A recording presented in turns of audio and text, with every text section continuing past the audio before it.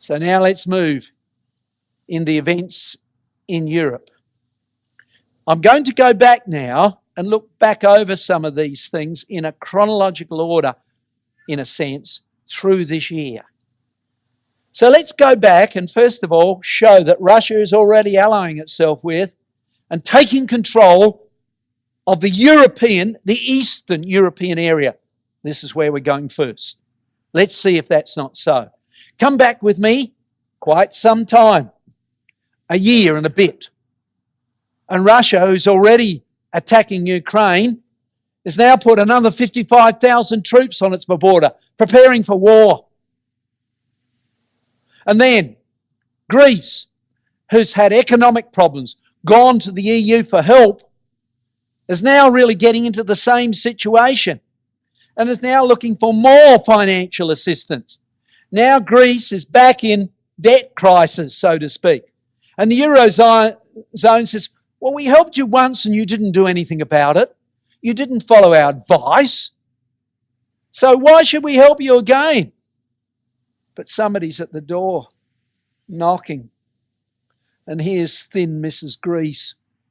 She's having troubles financially, isn't she? And so the result is, here he is, I'll help you. Russia. Putin meeting up with the Prime Minister of Greece. And so they put it to the people somewhat. What do you think? They did a Gallup poll. Greece would choose Russia as an ally over NATO. Look at that. So the situation's changing there. But it's not only there. I haven't time to look at all the countries, but all those ones coloured in are flipping. They're beginning to align themselves more with Russia because of their fear. Look, here's Hungary. Their new Prime Minister. Russia is not a threat, says he. Russia should not be perceived as a threat to Hungary. Hungary is seeking closer ties with Moscow. Little wonder. They're afraid. Remember, nobody would spend over 2% a little while ago. Armaments are well behind what it should be. And here's America saying, well, should we help you? And so let's come back to Kaliningrad. Tensions rise surrounding Russian exclave of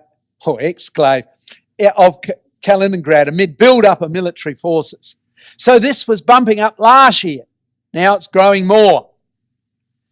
And the chief of NATO said, I can take all of those countries, Estonia, Latvia, Lithuania. Russia could take all of them in 36 to 60 hours. I showed you that last year. But it's still very true. Very true. And those countries are very fearful. As I pointed out before, that country down there has also printed another book telling everybody what to do, like Sweden is now talking about doing. And it's done a second copy to everybody there. And here, Poland. Russia is not a threat. It is a threat to all of Europe. And so she's terrified. She said, we've got to have American troops here to prevent a Russian attack. So guess what? In they came. British troops from NATO, the biggest show of force against Moscow since the Cold War. Yeah, Britain came over to help them dramatically. Guess how many soldiers they sent over? 120. Biggest since the Cold War. A lot of good that'll be against the million-odd Russians. And then America responds. 1,100 soldiers. Okay, deployed in Poland to deter a possible Russian attack. The leader of Estonia said, listen, that's just not enough. They sent troops into him. They said, well, look, we'll control the airports. We will control the airports. And then we can land stuff in within 2 days. Leader of Estonia said, our capital city will fall in 4 hours. It's a highway between us and Russia. And they'll have their tanks in our capital city in 4 hours. Too late. Too late. So here's Europe in terror, and particularly Eastern Europe, who's all beginning to look like it'll give up in a blink or capitulate. But now let's come over to Western Europe. What's going on there? Oh, Russia's intimidating them. Remember those missiles that we talked about a few minutes ago going into Kaliningrad? Well, in Russia there's a few other ones. Here's one. This is called the Satan II missile. There it is. It weighs about 100 tons, pretty powerful. And not only that, it has 12 warheads on it. Hydrogen bombs. Now, Russia has hydrogen bombs, quite good hydrogen bombs. Here's one. The biggest bomb in world history. It has the explosive power equal to 10 times the entire combined firepower of World War II. And there's 12 of those warheads on the top. And there's several of these missiles facing Europe. Wouldn't you be in terror? And they reckon one of those missiles, Russia says, could take out the whole of France, one of them. So the situation looking very frightening. There's the missile scene. But now here's the military scene. Russia's biggest war game in Europe, says The Economist. What happened was, in August the 10th, The Economist wrote this up, saying this huge war game is going to go on the borders of Europe up here, along the border between Belarus and Poland particularly. They reckon, Russia said, we're bringing only 12,700 soldiers in there. Only 12,700 soldiers. But The Economist made a few inquiries and found out they had enlisted or got control for the purpose of moving their military in 4,000 railway carriages to take the troops in. On the basis of their calculation, 100,000 went in. And it appears to be true. Appears to be true. Instead of the 12,000, Economist says 100,000. And so here, September the 10th to the 22nd was one of the largest Russian manoeuvres ever seen. World War III fears, says the British paper. Fears as Russian troops won't leave after war games on Europe's border. And that was their headlines. Won't leave. Warsaw and NATO on high alert as Zapad, and Zapad means Western 2017 manoeuvres took place. And what took place? That's what happened. Into that area came the 100,000 troops plus equipment. And now they're saying they're still there in all those various places. Already there were many up in that area as we poured out before, but now throughout this area. Russia left their troops in Belarus, Reuters. Not a light reporter. Russia has left troops behind after staging war games in Belarus. They lied. They didn't tell the truth. They now got them on the borders of Europe. So here's the scene. Here's the scene. Estonia. They reckon their capital city will fall in 4 hours. Lithuania, written 2 books on what to do when Russia takes over. Told everybody to dig in their garden, put a little room down there, put enough food for a year's supply, and if you take medicine, get 2 years and put it down there, because when Russia comes, you won't be able to get it. Time is running out, they're saying. Be prepared.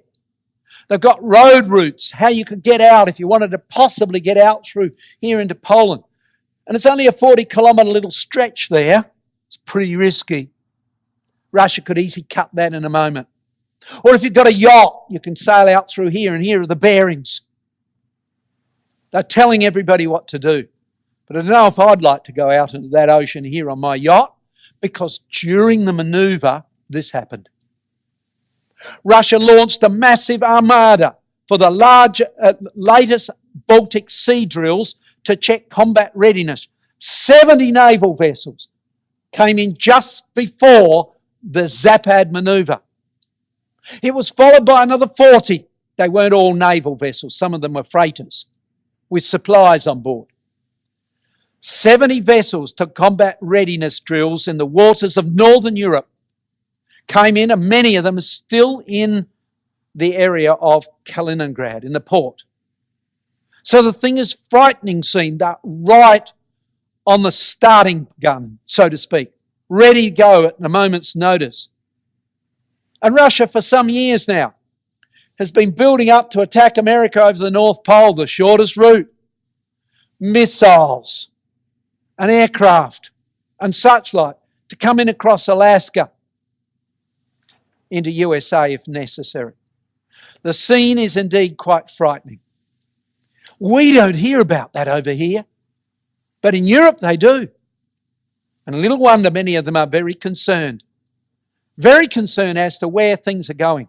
Now, I've used this cartoon before, but the point is still there. Here's the NATO countries and the Baltic countries. What have they got? They've got a paper protection. NATO, it's only like a piece of card. Warning, protected by NATO.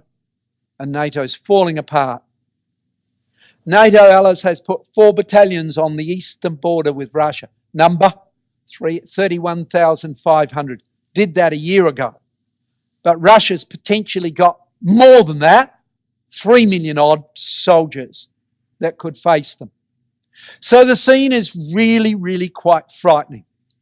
But then to see this, as we said before, here's Mrs. Merkel, and she met up with Trump, and Trump said, you got to pay more? And Merkel versus Trump. German leader warns Europe can no longer rely on Donald Trump. Europe can no longer rely on America. And there's good reasons for that as far as America's concerned. They won't pay the money. America's got economic problems. We need the assistance. You need to be helping too. Nothing's happening, or wasn't happening. More on that in a minute. So they're now realising America may not come over in the way they thought to defend them. So the election comes up. And Merkel almost totally loses. She gains only 33%. And the election results left her isolated, and it looks like she might just this month be able to get a coalition together. She has been trying for the last nearly 6 months, talking to the opposition parties to get together a coalition to rule Germany. Germany is in a fragile state. A very fragile state. And here's what some of the papers are sort of saying. Caught between America and Russia. Why Russia? Well, some of those parties want to align with Russia, not with America. And if she makes a deal with them, when the trouble comes, they'll probably just drop the bundle in a moment. So, take this party, for instance, has called for Germany to change its policy towards Russia. Others demand a common European home with Russia. The scene is changing. Merkel was strong, but it's gone. She's very weak now. And in France, a new man's come in, and he's looking at it slightly differently. What's he saying? We've got to get a European defence force together. America's not going to come. Britain's not going to come. We better start arming ourselves. We must have a joint European defence force. Strengthen the Eurozone. Deepen EU integration. Unite it. But the situation is, it's falling apart. Mid falling support. He's making a strong stand for it. And the result was, the EU countries agreed to create a European mega army. 23 countries integrate their defence force. But the situation, brethren and sisters, is this. Yes, they might unite. And what we might see, therefore, is Daniel's image standing, and instead of being united with Britain and America, Russia. The head, Russia. So here we are.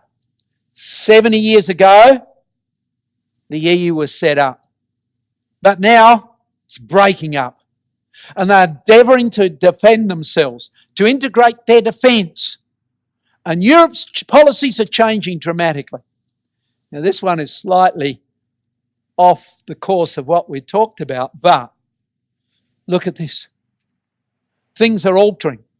The spirit of Holocaust is stirring in Germany. Anti-Semitism is sweeping Germany. Now, it's not as big as in times past, but there is indeed very muchly a bit of that spirit in parts of Germany. Well, we can see the scene returning to the Second World War, but this time World War III. And not Europe and Germany opposing Russia, but Russia occupying Europe and Europe aligning itself with Russia, and the image standing up before our eyes. But brethren and sisters, for us, the critical question is when.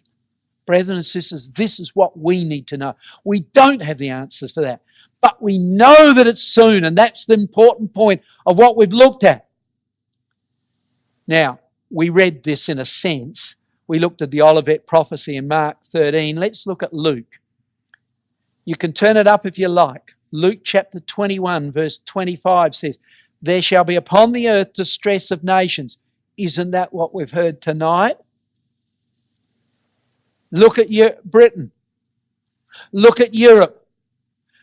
With perplexity, no way out. Oh yes, they're forming a mega army. Is that going to solve it? Too late. Too late. Men's hearts failing for fear. Ask the leader of Estonia. 4 hours and we're gone.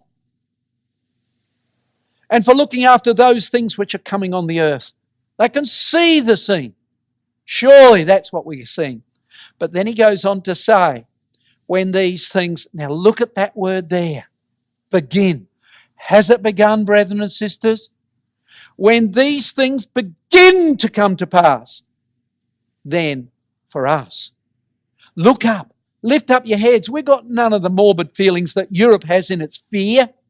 Lift up your heads, for your redemption draweth nigh. It's just around the corner. How long have we got? Well, I want to look at, particularly for a minute, America. I haven't looked at it before, but in a funny way. Well, not a funny way, but in a different way. America is now totally distracted. What's bothering it is this: on the brink of war. Can it come to Europe's aid? I want you to answer this question as we look at some of these facts. So we bring things to a close ultimately. North Korea's situation more concerning than ever after the new tirade. And remember, we looked at the doomsday clock. And the closest to doomsday was 1953. That was the Korean War. And it's back on the list. That's where the doomsday clock sits. They are really afraid. And so the situation here is North Korea vows it can hit Guam and places like that. There are 4 missiles that take out the island. You know, we're ready for a little bit of war. We've got our soldiers together. And so things are moving on. Then they let off an H-bomb. People didn't expect that. Remember we looked at that H-bomb that Russia's got? Theirs wasn't just as big as that. Not as big as 10 times the explosive power that was dropped in the Second World War. No way at all. Theirs was only big enough that when they measured it in South Korea on the earthquake Richter scale, it came to that. 5.3 on the Richter scale. Hey, Christchurch was hit a few years ago with a 7.1. Huge damage. Adelaide was hit in 1953, 54, if I recall correctly, with a 5.4, and every second house had damage in it. Not big damage, but damage in it. I can remember you could put your hand through the brick wall as a young child till it got repaired. That's the size. And it was felt in the next country. There's the bomb they've got. All right? And then they launch a missile. Here it is, North Korea missile launch. It's ICBM capable, intercontinental ballistic capable. It could travel at about 4,000 K vertically, but it could travel at least 10,000 K. It could go into orbit. The only problem is re-entering in. And it looks like they got it reasonably right. It didn't burn up. Vertically coming in, 14,000 kph will burn up. If they can get it down an angle of about 45 degrees, they can get it in at 7,000 kph and it won't burn up. And then we can hit. And they could hit Darwin. That's what they claimed. It could hit maybe much of Australia. In fact, it could go into orbit and hit anywhere. Crazy. America's scared.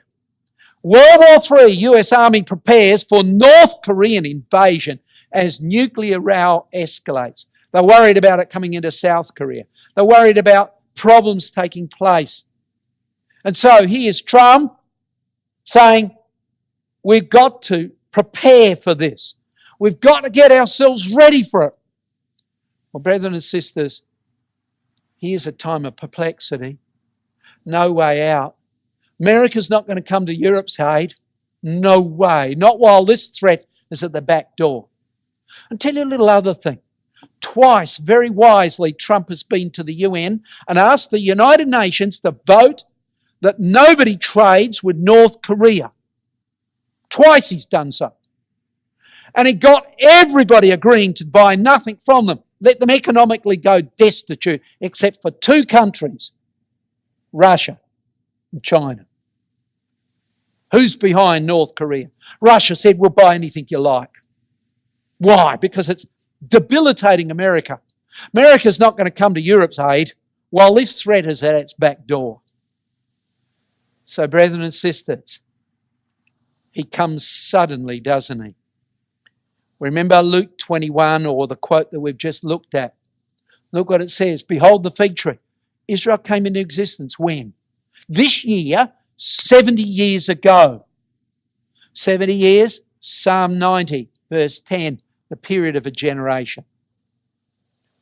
Behold the fig tree and all the trees, when they now shoot forth, verily I say unto you, this generation, and that's many of us, shall not pass away before it's all fulfilled. We're living at that time, brethren and sisters. Here we are. Is it going to be this year? I don't know. I do hope so. But one thing's for sure, things have been speeding up, haven't they? Look at this week. Last week I couldn't tell you all about that financial situation.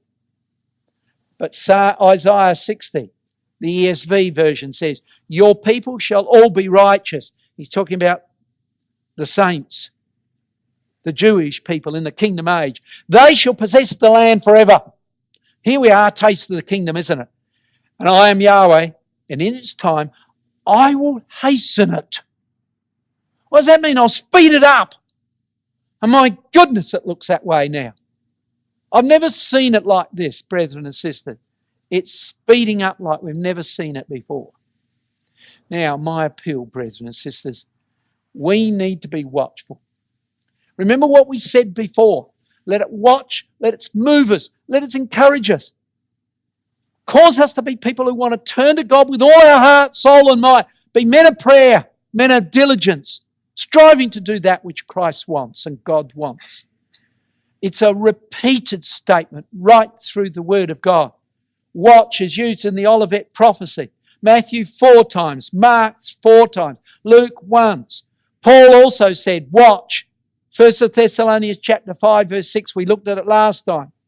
And in Revelation 16, Christ's final warning for us, watch.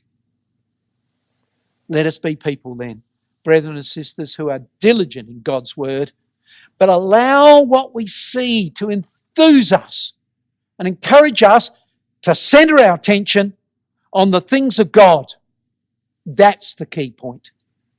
Not so much the watching, yes, only the watching insofar as Christ knows and God knows. It will enthuse us to be focused on the things of God and the truth, and indeed preparing for thy kingdom come. And when thy will be done in earth as it is done in heaven.